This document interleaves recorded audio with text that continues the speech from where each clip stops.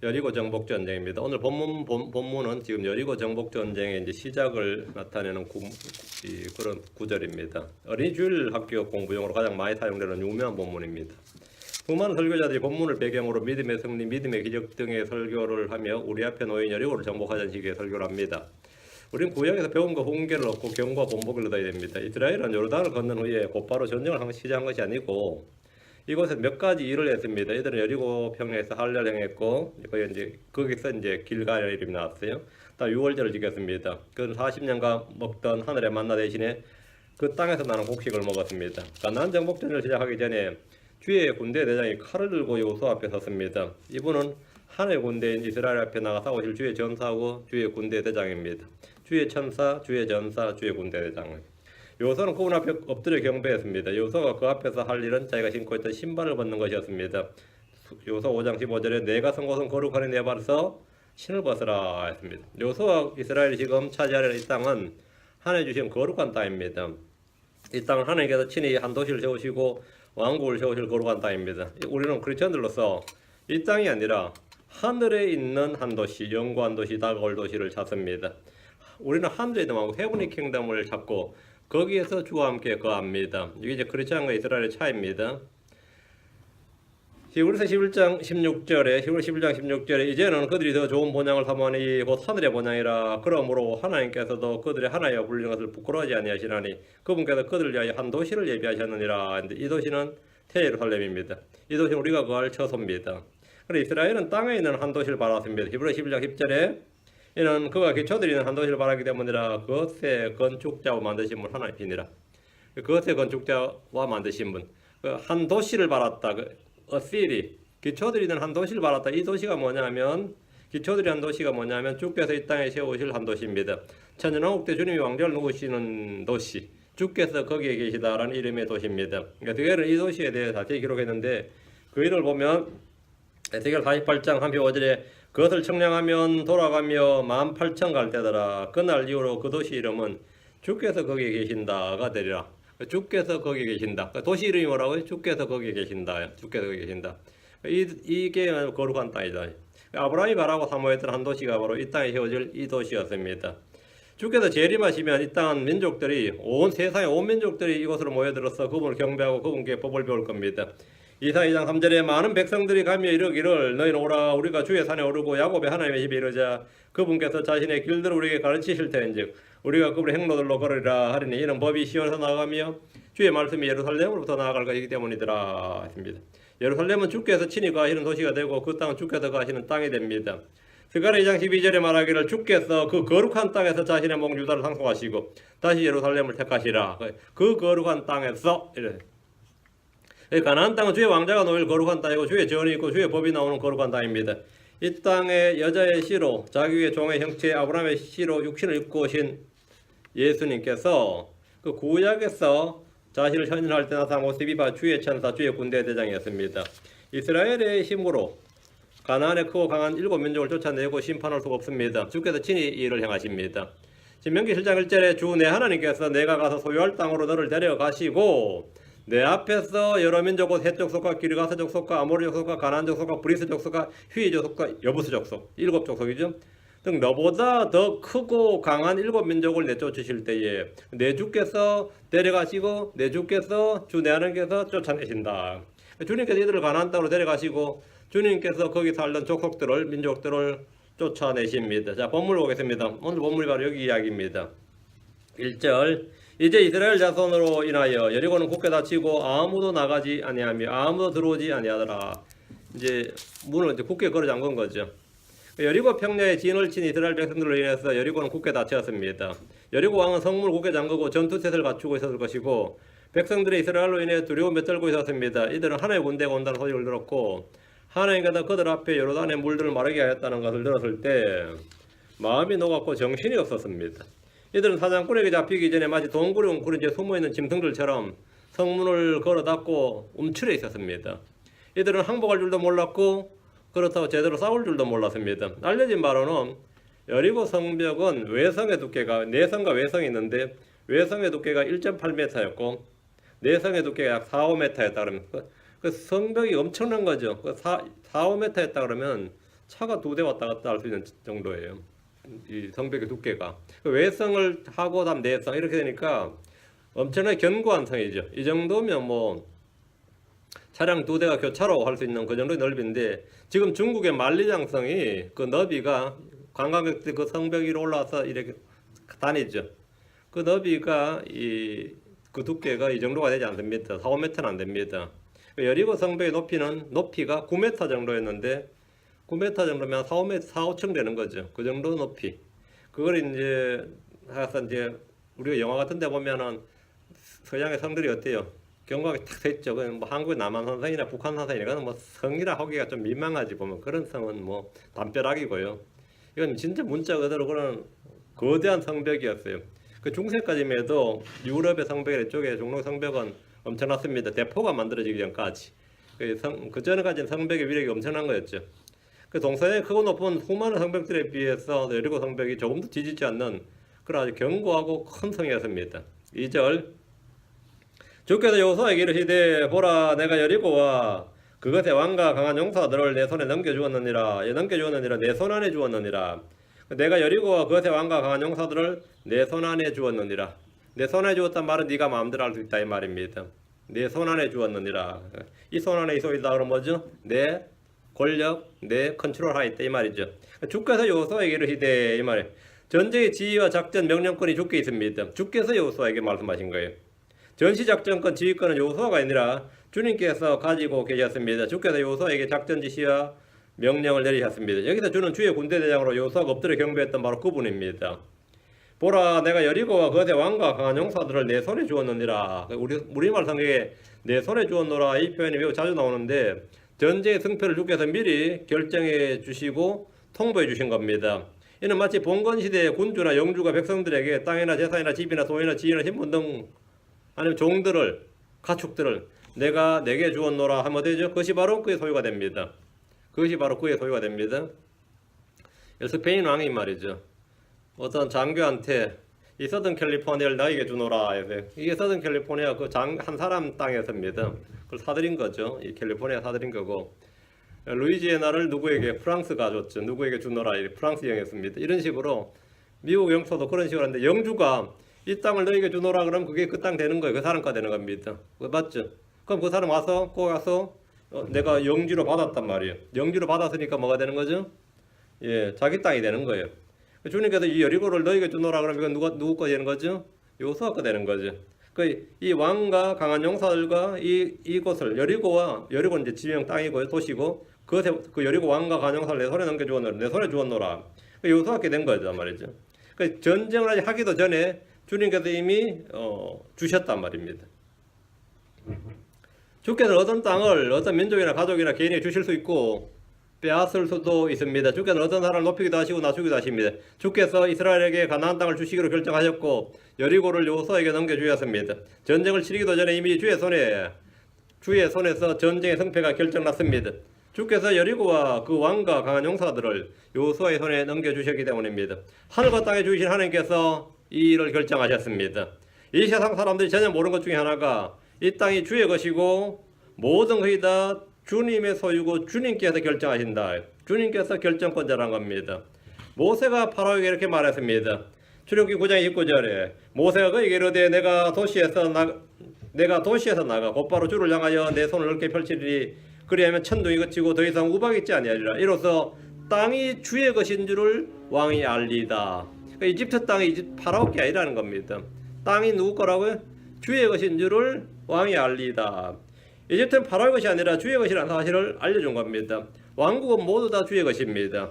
시편 22편 28절에 왕국은 주의 것이요 그분은 민족들 가운데서 다스리시로다 하십니다. 땅은 모두 다 주의 소유입니다. 땅의 모든 소유가 다 주의 것입니다. 시편 24편 1절에 땅과 거기 충만한 것이 주의 것이고 세상과 그 안에 거하는 자들도 그러하니 했습니다. 하늘도 주의 것입니다. 시편 115편 16절에 하늘 곧 하늘들은 주의 것이로되 그분께서 땅은 사람들의 자녀들에게 주셨도다 했습니다.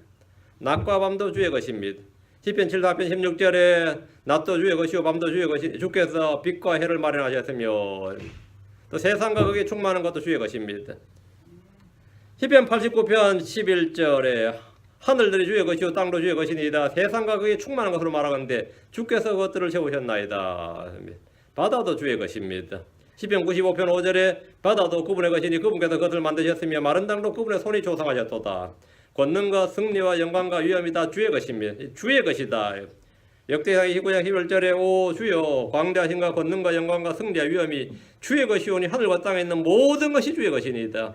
오 주여 왕국도 주의 것이오니 주께서는 모든 것 위에 머리로서 높여지셨나이다. 다 주의 것이니까 주께서 오늘 그걸 누구에게 주노라 그러면 소유권이 줘야 되는 거죠. 권능은 총에서 나오는 게 아닙니다. 중국의 뭐 택동이라고 하죠. 마오쩌둥은 모든 권력은 총에서 나온다. 그게 공산주의입니다. 자본주의는 모든 권력은 돈에서 나온다. 그 자본주의죠. 민주주의, 인민민주주의 뭐죠? 모든 권력은 사람의 수에서 나온다. 이게 투표입니다. 사람의 수에서 나온다. 근데 이 권력, 권능, 파워라는 것은 권능은 주께 속한 것이고 주로부터 나옵니다. 우리 주님께서 마태복음 6장 13절에 왕국과 권능과 영광이 영원토록 아버지의 것이 없나이다.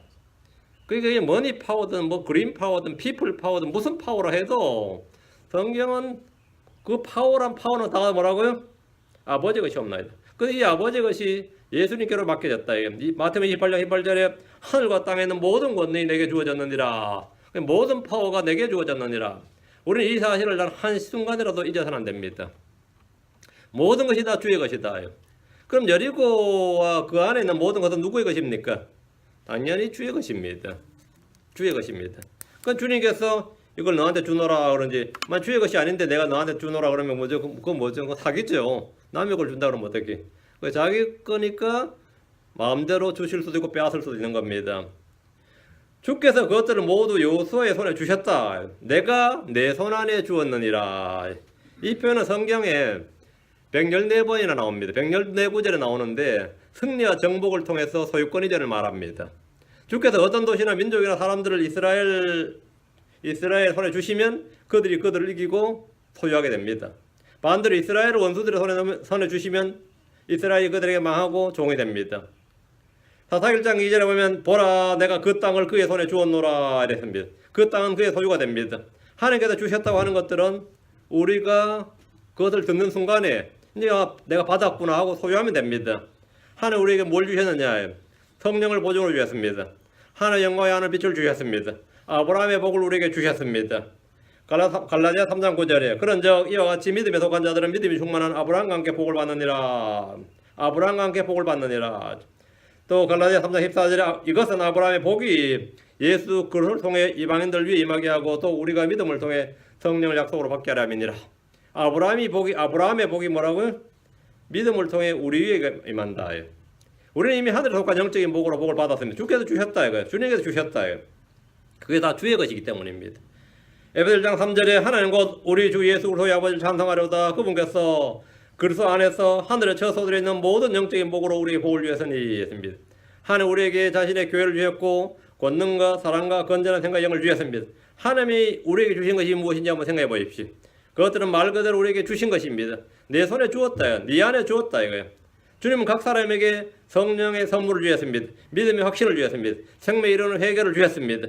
주님이 주신 것 이게 뭐냐? 베드로서 1장 3절에 우리를 부르사 영광과 덕에 이르게 하신 분을 아는 걸 통해 그분의 신성한 권능이 생명과 하나님의 성품에 속한 모든 것을 우리에게 주셨도다. 하나님의 성품에 속한 모든 것을 우리에게 주셨도다. 주셨노라, 주었노라 하면 주었노라 하면 어떻게 되는 거죠? 우리 거다 이 말입니다. 주었노라. 3절입니다. 너희 모든 군사는 그 도시를 에워싸고 도시 주위를 한 번씩 돌되던 여세 동안 그리할지니라. 여세 동안 그리할지니라. 이제 여리고 정복 전쟁에서 해야 될 일이 뭔지를 가르쳐주는 겁니다. 이스라엘의 모든 군사, 이 말은 뭐냐면 하나님이 여호수아에게 주신 작전 지시인데 이 모든 군사란 말이 이스라엘 백성들이에요. 그 전쟁에 나갈 수 있는 계수된 사람들이 모든 군사입니다. 출애굽의 이스라엘의 인구는 몇 차례 나오는데 출애굽기 38장 26절에는 60만 3,550명이 계수되었고요. 민수기 1장에서는 군대 편성을 조사했는데 같은 수입니다. 민수기 26장에서 모압 평야에서 행한 인구 조사에는 60만 1,730명으로 나옵니다. 하나님께서는 바알볼 사건 이후에 모세와 엘라살에게 이스라엘 자손 중에서 20세 이상의 남자로서 군대에 나갈 수 있는 모든 수를 계수하라 이렇게 지시하였습니다. 약 60만의 남자들이 여리고성을 매일 한 바퀴씩 에워서 한 채 도는 겁니다. 이것은 여리고 왕과 주민들에게 상당한 위협을 주기에 충분했습니다. 60만이라면 지금 현재 한국에 있는 남한에 있는 모든 군대가 60만이 좀 덜 됩니다. 육해공군을 다 합쳤어. 이거 엄청난 숫자. 약 60만의 남자들이 여리고성을 매일 한 바퀴 돈다 이거야. 그거는 뭐 엄청난 이야기예요. 이건 정말 성 안에 있는 사람들에게는 이제 공포죠. 60만은 적은 수가 아닙니다. 주님은 여리고 정복 전쟁에 서전을 승리하도록 이스라엘에게 독특한 전술 전략을 사용하게 하셨는데, 이스라엘의 모든 군사는, 모든 백성, 계수된 모든 군사는 6일 동안 아무 말도 하지 않고 소리도 내지 않고 그 도시를 에워싸고 한 번 돌라는 겁니다. 산책하듯이. 이스라엘은 전쟁을 위해서 군사훈련하지 않았습니다. 전쟁 물자를 비축하지도 않았습니다. 무기를 만들지도 않았습니다. 보급로도 없고 아무것도 없어요.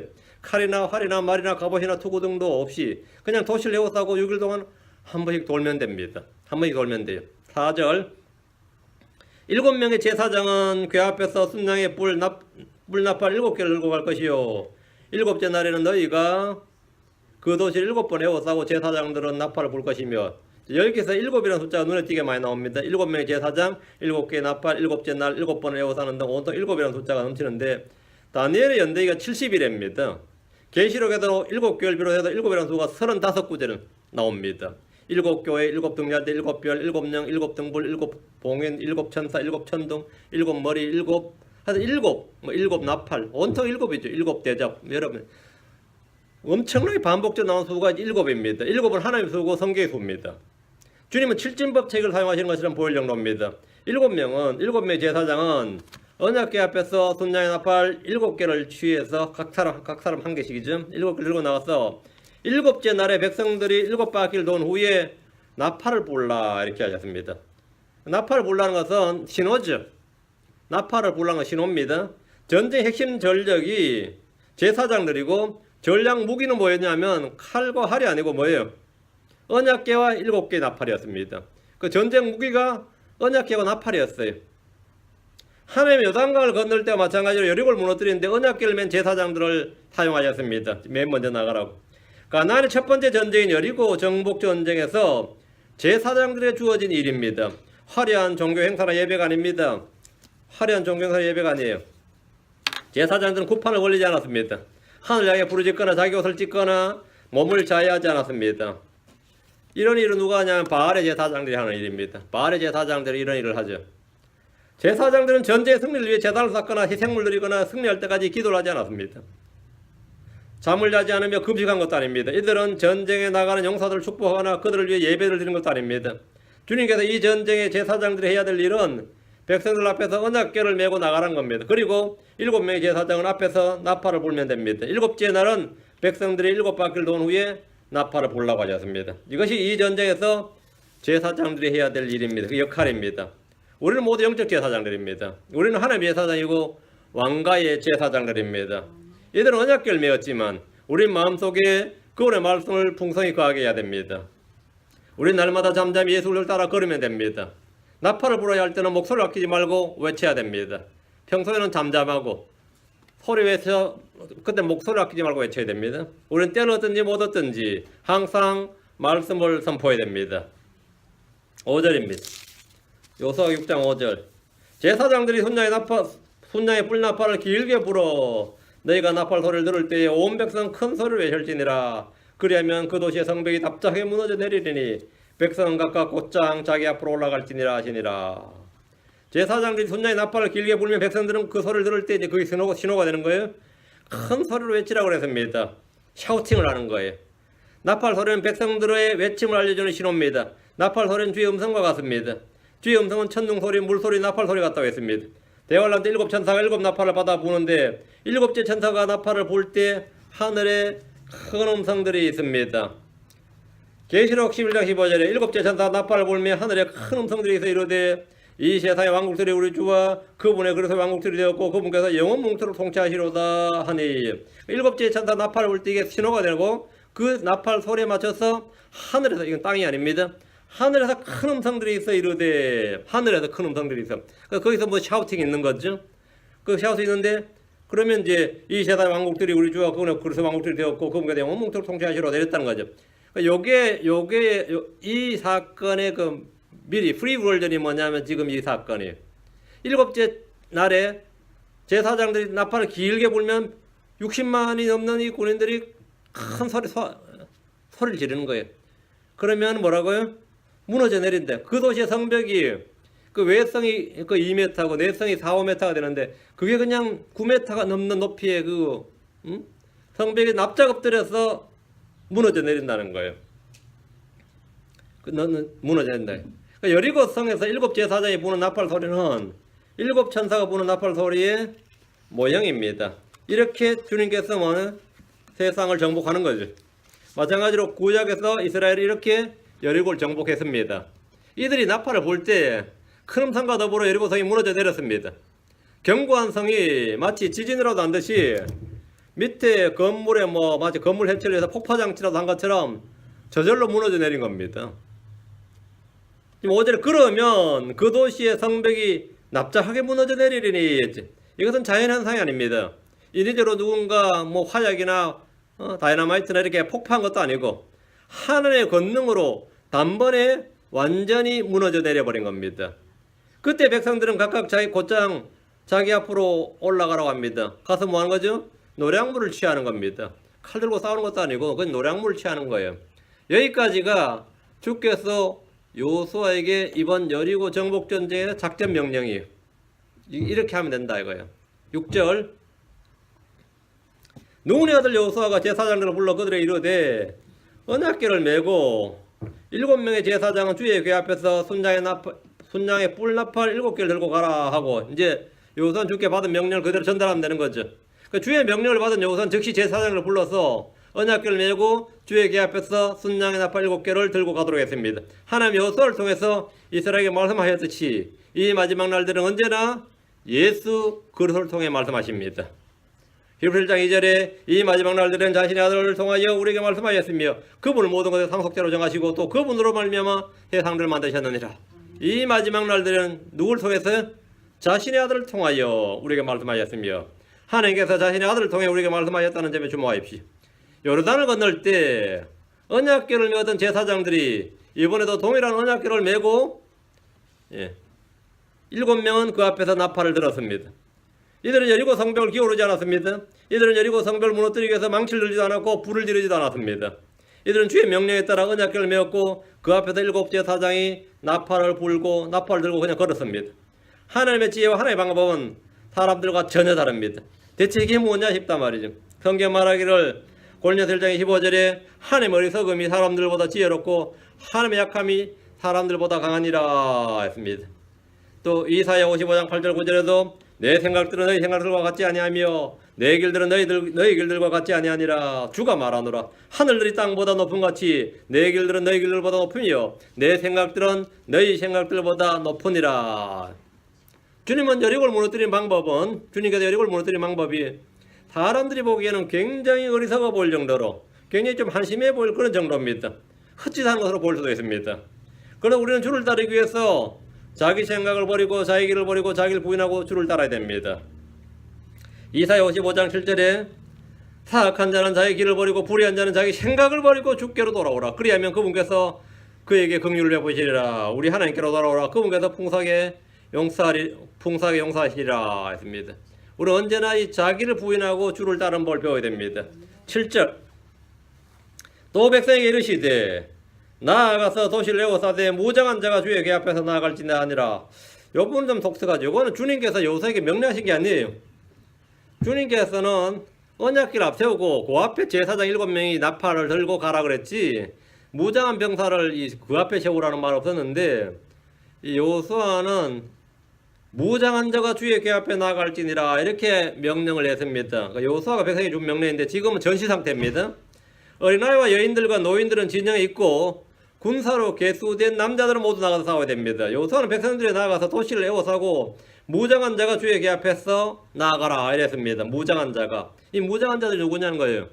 여호수아는 무장 병력을 맨 앞에 세웠는데 이는 하나님 주신 명령이 아니고 여호수아가 내린 지시입니다. 맨 앞에 나팔을 든 제사장이면 충분합니다. 무장 병력이 필요치 않아요. 이 전쟁은 칼을 든 무장한 군사가 필요한 것이 아니라 주의 말씀에 순종하는 제사장들과 백성들로서 싸우는 전쟁입니다. 무장병력으로 싸우는 게 아니다 말이죠. 칼도 말도 병거도 활도 필요치 않습니다. 주의 말씀을 믿고 순종하는 백성들이 하나님의 군대고 승리자고 정복자들입니다. 여호수아가 무장한 사람들 앞에 세웠다는 것은 요르단 동편의 땅을 차지한 지파들이 선봉을 서야 했기 때문에 그렇게 한 것으로 보입니다. 앞에 여호수아 4장 12절 13절에 보면 여호수아 4장 12, 13절에 루벤 자손과 갓 자손과 므낫세 지파 므낫세 반 지파는 모세가 그들의 말한 같이 무장하고 이스라엘 자손보다 앞서 건너가되 4만 명가량의 전쟁을 하려고 예비한 채 주 앞에서 건너가 싸우려고 여리고 평야에 이르느니라. 그러니까 주 앞에서 건너가 싸우려고 했지. 주의 언약궤가 바로 주 앞에서예요. 주의 언약궤 앞에서예요. 주의 언약궤 앞에서. 그러니까 이들은 이미 이 상속육을 받았단 말이죠. 그리고 모세에게 맹세하기를 항상 맨 선봉에 서겠다고 했단 말이죠. 그렇기 때문에 여호수아는 그거 요청을 받아들여서 이번에 첫 싸움이거든요. 여리고 정부의 첫 싸움인데 그럼 너희가 맨 앞에 서라 이거예요. 이거는 이미 그렇게 결정난 거기 때문에 이들은 선발대였고 무장한 상태였는데 이들을 맨 앞에 세우고 다음에 이제 제사장이 선 거죠. 이들은 먼저 유업의 상속을 받았고 땅을 차지했기 때문에 전쟁에서 선봉에 설 것을 약속했던 터라 여호수아는 이 전쟁에서도 그들을 맨 앞에 세웠습니다. 8절입니다. 여호수아가 백성에게 말하기를 마침에 7명의 제사장이 순장에 뿔나팔 7개를 들고 주 앞에서 나아가며 나팔을 불고 주의 언약궤는 그들을 따르더라. 제사장들은 여호수아의 명령대로 행했습니다. 7명의 제사장이 순장에 뿔나팔 7개를 들고 주 앞에 나아가며 나팔을 불었습니다. 주와 주의 언약궤를 동요로 지금 처리하고 있습니다. 주 앞에서, 주의 언약궤 앞에서 같은 말입니다. 주 앞에서 나갔다는 것은 주의 언약궤 앞에 나갔다는 말입니다. 이 장면을 그림으로 그리면 무장한 군사들이 맨 앞에 섰고 나팔은 제사장이 섰고 언약궤가 그 뒤를 따르고 다음 후위대가 따르는 그런 형식입니다. 그런데 그게 긴 행렬인데 이 정도 하면 뭐 줄로 서도 도시 한 바퀴 그냥 60만 명이면 감싸고 남죠. 9절. 또 무장한 사람들은 나팔을 부는 제사장을 앞에서 가며 후위대는 궤 뒤에 가고 궤라는 말 언약궤입니다. 언약궤 뒤에 가고 제사장들은 가면서 나팔을 불었더라. 무장한 사람들 나팔을 부는 제사장을 앞에 가고 선발됩니다. 후위대는 언약궤 뒤에 갔습니다. 제사장들은 가면서 나팔을 불었는데 이것이 이들의 오늘 하루 일과입니다. 오늘 하루 일정이 이거예요. 그 아침에 일어나서 이거 하면 돼요. 이것으로 오늘 치를 전쟁은 끝입니다. 여기에 오늘 피니시. 이게 시작의 끝이에요. 여리고 성 안에 있던 사람들은 성 밖에서 사람들이 쫙 몰려들 때 이제 전쟁 날려나오고 다는데 한 바퀴 삥 돌고는 가더라 이거죠. 자기 다 여리고 평야로 다 가서 자기 진으로 돌아갔단 말이죠. 그 성 안에 있던 사람들은 성 밖에서 이스라엘이 대체 무엇을 하는지 전혀 알지를 못했습니다. 이스라엘 사람들이 마치 행진하듯이 도시를 에워쌌고 한 바퀴 돌고는 더 이상 아무 일도 없이 돌아가 버렸습니다. 마치 평화 행진하는 것처럼 보일 정도예요. 이게 좀 황당하죠. 그 안에 있는 여리고 사람들이 더 황당할 겁니다만. 그리고 나서는 뭐 오후 되면 다 끝이에요. 다 끝이에요. 10절. 여호수아가 백성에게 명령하여 이르되 너희는 외치지 말며 너희 음성으로 소리를 내지도 말고 너희 입에서 아무 말도 내지 말라. 마침내 내가 너희에게 명령하여 외치라고 하는 날이 오면 그때 너희가 외칠지니라 하니라. 그러니까 여세 동안 뭐라고? 침묵시기예요. 아무 말도 내지 말고 소리도 내지 말고 뭐 노래도 하지 말고 아무것도 입 밖에 소리를 내지 말라요. 말도 내지 말고. 여호수아는 행진하는 백성들에게 고함 소리는 고사하고 아무 음성으로도 소리를 내지 말라고 했는데 마치 오늘날 시위대 중에서 보면 마스크 쓰고 복면하고 마스크 쓰고 침묵 시위하는 사람 있죠. 아니 그 꼴이에요. 뭐 침묵 시위라는 그런 분위기입니다. 보통 군인들 어떻게 하면 행진 중에 늘 군가를 부릅니다. 아니면 서로 간에 이야기를 하면서 그렇습니다. 그런데 제사장들이 내는 나팔 소리 외에는 아무 소리도 나지 않았습니다. 전쟁 중에 흔히 쓰이는 북이나 진과 같은 타악기가 일체 없습니다. 7째 날에 여호수아가 외치라는 명령을 내릴 때까지 애들은 오직 침묵입니다. 노래 소리도 없고 고함 소리도 없고 서로 간에 수군거리는 소리도 없고 뭐 1, 2, 3, 4 이거 하나둘도 없고 말이죠. 제식훈련단에 그냥 조용히 제사장들이 맨 언약궤를 따라 걸을 뿐입니다. 사람들은 조용하고 잠잠히 침묵해야 할 때가 있고 큰 소리를 외쳐 부르짖어야 할 때가 있습니다. 조용히 할 때는 큰 소리를 내다가 주로 교회에서 지들끼리 싸울 때는 큰 소리를 내고 말이죠. 막상 적이 나타날 때 안에 복음의 대적들 앞에서는 잠잠하죠. 아무 소리도 못 내고 짖지 못하는 개들 같은 성도들이 매우 많습니다. 막상 말해야 될 때는 입도 뻥긋하지 못하고 좀 조용하라 그럴 때는 수근수근대고 불평하고 시끄럽게 하고 별 말이 많단 말이죠. 이게 거꾸로 하면 안 됩니다. 항상 조용할 땐 조용하고 말해야 될 때는 외칠 때는 외치고. 11절 이와 같이 주에게가 그 도시를 한번 돌고 에워싼 뒤에 그들이 진영으로 돌아와 진영에 머무르라. 한 바퀴 돌고는 끝이. 이 일이 6일 동안 반복되었습니다. 이스라엘 사람들이 이게 7일째 어떻게 한다는 거 알지만 여리고 성 안의 사람들은 이 정보가 없으면 저희들이 언제까지 저러나 싶을 겁니다. 6일 동안 반복되었어요. 백성들은 마치 산책을 하듯이 조용히 한 바퀴를 돌고는 돌아와서는 진영에 머물렀습니다. 12절에 14절은 엿새 동안 매일 이들이 어떻게 했는지 좀 더 구체적으로 적어놓은 말입니다. 같은 말 11절의 반복이에요. 여호수아가 아침에 일찍 일어나며 제사장이 주의 계를 매니라. 이게 이스라엘 진영의 하루 시작이에요. 여호수아가 아침 일찍 일어나면 여호수아가 일찍 일어나면 제사장들이 이제 시작이죠. 주의 계를 매는 겁니다. 그럼 7명의 제사장들은 나팔들을 들고 그 앞에 갑니다. 하루 일과의 시작이에요. 매일 아침 하루를 이렇게 시작합니다. 이들은 아침 언제 먹냐가 아니라 이거 하고 나서 먹었는지. 여호수아 일어나면 제사장은 꿰매고 꿰매면 이제 자동이죠. 그 앞에 나팔 든 제사장이 앞에 서야 되고 후위대가 서야 되고 무장군은 그 앞에 서야 되고 이런 거죠. 이렇게 하루 시작되고 나서는 빙 돌고 나서는 와서 진영 각자 와서 또 그날 하루 일과는 끝이. 13절 7명의 제사장은 주의 궤 앞에서 순양의 뿔나팔 7개를 들고 계속해서 나아가며 나팔을 불고 무장한 사람들은 그들 앞에서 가며 후위대는 주의 궤 뒤에 가고 제사장은 가면서 나팔을 불었더라. 지금 고생하는 사람은 제사장들밖에 없죠. 나팔 부는 제사장도 만만치 않을 겁니다. 여리고성이 얼마나 큰지 모르겠지만 한국을 치면 서울을 치면 4대문 안으로 행하신대요. 동대문 서대문이라고 삥 도는 거 있죠. 남대문에서 쫙 돌면 그렇게 크지는 않지. 그 정도 뭐 한 2시간이면 도나요? 쭉 돌면 되지. 그렇게 해서 한 바퀴 돌면 되는데 여리고성이 그 정도로 지면 삥 도는 거예요. 그냥 한 바퀴 도는데 그래도 그 정도를 나팔 불면서 걸으려면 그건 좀 만만치 않을 거예요. 언약계 진 사람도 마찬가지로 뭐 그렇게 무게가 있으니까. 그리고 제사장은 어쨌든 지금 고생이지. 7명의 제사장이 주의 궤 앞에서 순양의 나팔 7개를 들고 계속 나아가면서 나팔을 봅니다. 이것은 상당히 힘든 작업으로 보입니다. 여리고를 한 바퀴 돌 동안에 나팔을 불려면 상당한 폐활량과 체력이 요구됩니다. 걸으면서 나팔을 부는 일은 음악적 재능보다는 힘이 좀 필요합니다. 무장한 사람들은 그들 앞에 나아갔고 후위대는 언약궤 뒤에서 가는데 이들은 경호원, 호위부대와 같은 역할을 했습니다. 백성들은 조용히 그 뒤를 따라 여리고를 한 바퀴 빙 돌고 진영으로 돌아가 머물면 됩니다. 그럼 오늘 하루도 무사히 일과가 끝난 겁니다. 14절 둘째 날에도 그들이 도시를 한번 에워싸고 진영에 돌아왔으며 그 여세 동안을 이와 같이 행하니라. 첫째 날 이렇게 하고 이제 둘째 날부터 여섯째 날까지는 이제 한번 해봤으니까 쉽죠. 똑같이 하는 거니까. 여세 동안 일정이 동일했습니다. 초여름에 아침 일찍 일어나 여리고를 한 바퀴 도는 것은 그냥 산책하는 정도로 좀 가벼운 일입니다.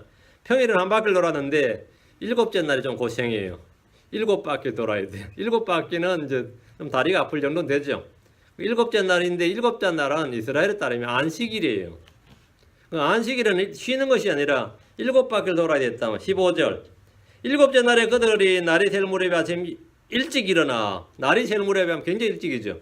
날이 셀 무렵에 일찍 일어나 같은 방식으로 도시를 7번 에워쌌는데 그날에만 그들이 도시를 7번 에워쌌더라. 이날은 여리고 사람들도 좀 황당한 거예요. 한 번 돌고 맨날 그냥 가더니만은 오늘 안 가고 또 돌고 7번 계속 도는 거예요. 계속 도는 거죠. 이러면 어때요? 오늘 뭐 일 나겠구나 생각이 들죠. 오늘 뭐 일 나겠구나 생각이 직감적으로 든단 말이지. 율법에 따르면 7째 날에는 이스라엘 백성이 아무 일도 하지 말고 쉬어야 됩니다.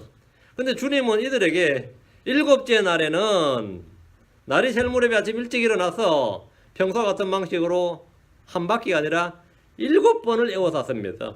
주께서 주의 율법에 있는 안식일을 깨워버리도록 했습니다. 이는 매우 놀라운 일입니다. 백성들이 깨버린 게 아니라 주께서 주의 안식일을 좀 깨게 하셨단 말이죠. 주께서는 안식일에 쉬지 않고 일을 하십니다. 주님은 40년 동안 광야에서 할 일 행하지 않도록 하셨고 그것도 율법인데 깬 거죠. 이날 안식일은 일을 하도록 하셨는데 이것도 깬 거예요. 이것은 율법 아래서 율법에 속박을 했지 않은 모습을 보여주신 겁니다. 주님은 안식일의 주이십니다. 주님은 안식일에 일을 하셨습니다. 예수님께서 안식일에 일을 했다는 이유로 그분을 핍박하고 죽이고자 했던 유대인들이 있었습니다. 요한복음 5장 16절 그러므로 유대인들이 예수를 핍박하며 죽이고자 하니 이는 그분께서 안식일에 이 일들을 행하셨기 때문이더라. 다른 날 일하는 건 괜찮은데 안식일에 일하는 건 용납이 안 되는 거죠. 안식일에 일을 했기 때문에 죽이겠다 이거예요. 그 안식일에 일하는 것은 마치 살인죄와 같은 거예요. 그 사형에 해당하는 죄입니다. 그 이들을 향해 주님 어떻게 말씀하셨느냐. 5장 17절. 그러나 예수님께서 그들에게 응답하시되 내 아버지께서 지금까지 일하시니 나도 일한다 하시매. 자, 잘 보세요. 왜 안식일에 일했느냐? 왜 일했다는 거죠? 내 아버지께서 지금까지 일하시니 나도 일한다. 그 안식일에 주님 일하신다 안 한다? 하신다 이게. 내 아버지께서 일하신다 이거. 나도 일한다. 그럼 그분의 종들은 어떻게 되죠? 주인 일하면 놀아요? 일해야 됩니다. 그래서 신약 성도들은 안식일에 뭐 해야 된다고요? 일해야 됩니다. 일해야 돼요. 안식일에 일해야 된다 그러면 이게 율법과 어떻게 되는 거죠? 정반대죠. 안식일에 일해야 된다고. 안식일에 일해야 돼요. 주인이 일하는데, 하나님이 일하는데, 아버지가 일하는데 주의 종이라고 자처하는 사람들이 일 안 하고 놀고 있으면 안 되죠. 일을 해야죠. 일을 해야 됩니다. 여러분은 금요일 저녁 되면 들어누워 자지 말고 놀지 말고 그때도 일을 하라고. 뭔가 일을 해. 주일 예배 드릴 준비를 하라고요. 토요일 하루는 주일 예배 드릴 준비를 해요. 요소도 미리 읽어오고 마가복음도 미리 읽어오고 설교 잘 모르니까 뭐 그냥 받으면 되고 미리 준비를 해야 돼. 준비를. 그렇죠? 준비를 해야지 뭐 그냥 TV 보고 뭐 하고 그러지 말고 준비를 하세요. 일을 하라고. 주님께서는 안식일에 자신이 일을 한 것은 이유가 간단해요. 내 아버지께서 안식일에 일을 하시기 때문이라 그랬습니다. 내 아버지께서 일을 하시기 때문이다. 구약에서 요수와 제사장들 백성들은 안식일에 주의 명령에 따라 아침 일찍 일어나 일을 시작했습니다. 일을 시작했어요. 이건 성경에 이미 있는 이야기다 말이지. 성경에 있는 이야기다. 여러분이 신약에서 안식일 지켜야 되는 거 아닌가?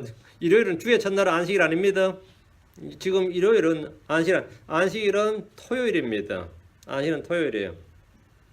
16절입니다. 일곱 번째 제사장의 나팔을 불매 여호수아가 백성에게 이르되 외치라 주께서 그 도시를 너에게 주셨느니라. 안식일 이야기니까 전 생각나는 사람이 한 명 있는데 토요일 날은 유대인 회당 가서 예배드리고 오고 일요일 날 아침에 여기 와서 예배드리고 온 사람이 있었는데 그 예배를 두 번 드리죠. 안식교도들도 토요일 날 예배드리거든요. 여호와 증인들은 모르겠네. 여호와 증인도 토요일 날 드리나? 그들은 아마 안식일 지키러 가던데. 그 안식일 지키는 사람 토요일 날 예배드려요. 그 일곱 번째 제사장들이 나팔을 불매. 일곱 번째 그 일곱째 날에 제사 나팔을 불매. 그 일곱째 날에 일곱 바퀴 돌고 나팔을 불매. 여호수아가 백성에 이르되 외치라 샤우스 고함 지르는 겁니다. 주께서 그 도시를 너에게 주셨느니라. 제사장 일곱 번째 나팔을 불었습니다. 이 나팔은 전쟁의 나팔 소리입니다. 나팔 소리는 신호예요. 신호. 백성들이 뭔가를 해야 될 신호예요. 주의 심판과 진노가 여리고에 집행되는 그런 나팔 소리로 일곱 나팔을 받았던 일곱 천사를 떠올리게 합니다. 일곱 천사는 차례대로 나팔을 불었지만 이들은 매일 나팔을 불었고 일곱째 날에 길게 나팔을 불었습니다. 이때 뭔가 이루어집니다. 계시록 10장 7절에 일곱째 천사가 음성을 내는 날에 일곱째 천사가 음성을 내는 날들에 즉 그가 그 나팔을 불기 시작할 때에 하나님의 신비가 그분께서 자신의 종 대언자들의 밝히 드러내신 같이 이루어지리라 하더라. 하나님의 말씀이 이루어졌다 이 말이에요. 마찬가지로 주께서 여호수아에게 한 말씀이 이 나팔 소리와 함께 이루어졌습니다. 역사는 반복됩니다. 이 일의 예표가 여리고에서 분 나팔 소리입니다. 여호수아는 백성들이 외치라 했습니다. 16절 주께서 그 도시를 너에게 주셨느니라. 이들은 무엇이라 외쳤는지 모릅니다. 여리고야 무너지라 했던지 아니면 너희는 우리의 빵이다 했는지 하여튼 뭐 할렐루야 했는지 하여튼 뭔가를 외쳤어요. 그들은 큰 소리로 고함을 질렀고 아니면 막 그냥 야 고함 악을 썼는지 모르겠어. 하여튼 고함을 질렀어. 그러니까 60만이 넘는 군인들이 한 목소리로 큰 소리를 질렀으면 어떤 일이 벌어졌겠습니까? 이거 엄청난 거죠. 100명 200명도 아니고 60만이 여러분이 뭐 LA 다저스 팀이 뭐 아니면 한 많이 모일 때 3만 명 이래 모이지 3만 명 4만 명 모인다. 뭐 결성제 같은 거 하면 막 5만 명도 모이나 본데 그 사람들이 막 고함 질러도 엄청나거든요. 그럼 선수들은 자기들끼리 하는 이야기 안 들린다 그래요. 5만 명이 거기서 소리 질러봐 사방에서 그죠? 막 난리치면 난리치면 아무것도 안 들려요. 그냥 가서 귀가 멍멍하지. 근데 60만 명이 그렇게 한번 고함 질러봐요. 여리고 상황에서. 여리고 성에 있던 사람들이 어떻게 되겠어요? 깜짝 놀라겠지. 근데 더 놀라운 건 뭐죠? 자기들 둘러섰던 성벽에 된 거예요. 납작 무너져 버렸다 이거예요. 이게 대체 뭔 일이죠? 이건 다음 시간에 합시다. 이건 다음 시간에 합시다. 다음 기도하겠습니다. 은혜를 주하나님 감사합니다. 주께서 오시고 운을 베푸시고 주께서 우리가 해야 될 일을 지시하시고 말씀하실 때 저희가 저희 생각을 부인하고 자기 생각을 버리고 주의 말씀을 따라서 행할 수 있도록 은혜를 허락하여 주시고 늘 믿음과 순종하는 마음으로 주를 따르는 그런 성도를 되도록 인도하셔서 주께서 행하신 주께서 말씀하신 모든 일들이 다 이루어지도록 인도하시기를 공헌하고 저희가 주께서 말씀하신 것들이 이루어진 것을 늘 체험할 수 있도록 복을 허락하여 주시기를 간구합니다. 아버지 하나님께서 성도들에게 주신 것들을 저희가 받아서 소유하게 하시고 그것들을 누리게 하시기를 원합니다. 아버지 하나님께서 은혜 주신 대로 또 저에게 주셨다고 말씀하신 것들을 잘 찾아서 그것을 현재나 이 시간 바로 지금 살아있는 이 시간에 그것들을 가지고 또 누릴 수 있는 그런 복된 성도를 다 되도록 복을 허락해 주십시오. 이 온정을 주의 말씀을 차고 넘치게 부어주셔서 저희 속에 주의 말씀이 풍성히 가도록 하시길 원합니다. 감사드리며 주의 성기도합니다. 아멘.